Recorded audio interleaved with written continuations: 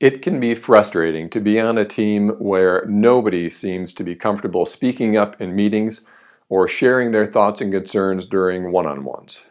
A good leader will spot this as much more than an uncomfortable situation. It's an indicator that there is something more troubling going on. When people on the team are not speaking up, it also sets the whole team up for failure. There is a tendency to try to solve this problem in the moment, and it's true there are things you can do to encourage people to speak up at the time. But the best way to get consistent contributions from people is to take action way before, just before, during, and after.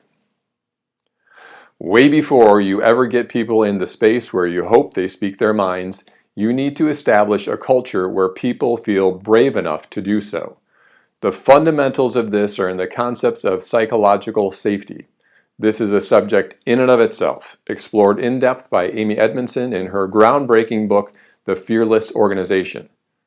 The bottom line is that people must share the belief that it is safe for everyone to speak up without retribution. Leaders must be proactive in ensuring that there is a sense of belonging among the team that helps people feel safe to contribute, be different, challenge ideas, learn, ask questions, be honest, and make mistakes. That all starts with leaders who are exercising strong emotional intelligence and rewarding brave behavior. Before a meeting, send an agenda and preliminary materials that will help people with context so they are already forming their own ideas and questions before the meeting even starts. This will allow everyone to hit the ground running. Don't overdo it, but give them the information that will get them intrigued about sharing their own thoughts and impressions. Sometimes it can also help to assign roles in a meeting that help people know explicitly that they are expected to contribute. Telling people you want them to play the role of, say, devil's advocate or subject matter expert will assign that accountability. A physical space, or lack thereof, can inhibit people from speaking. A long boardroom or a video call where no one has their cameras on is not conducive to conversation. Make sure you set up for a conversation and people are comfortable. Natural light can help a lot, as will seating arrangement where there is minimum barriers to eye contact. In the first minute, be explicit about why everyone there should care deeply about the issue being discussed. When possible, make it unique to each individual. During the conversation, ask open-ended questions and respect people's expertise by asking for their input. There's a tendency among leaders to want to dump all the information that they've been consuming over the week or the month during a team meeting, but this can usually be accomplished in a summary memo prior to a meeting. Let your team have their say when you get together.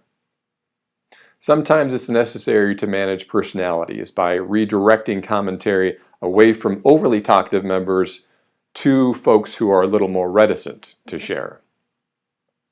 And don't forget to use that agenda you created for the meeting. This is a good way to keep things on track and in scope. Check in with participants after a meeting. See if they have any questions or feedback. It often takes time for information to digest, and there may be issues that arose during the meeting where a member of the team didn't feel comfortable sharing in front of other people, or they just weren't ready to articulate their thoughts. Send supplemental information like meeting notes or a pulse survey.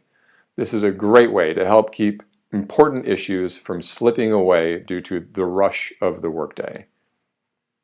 Be sure to show your gratitude and encouragement to those who did contribute. Behavior that is rewarded is repeated. The bottom line: if people on your team are not contributing during meetings, the most likely culprit is because they don't feel safe to do so. Whether that's because of the culture, they are not prepared, or they are insecure about their own abilities, it is the responsibility of leaders to help them be brave enough to speak up. Remember to be encouraging, humble, curious, and kind.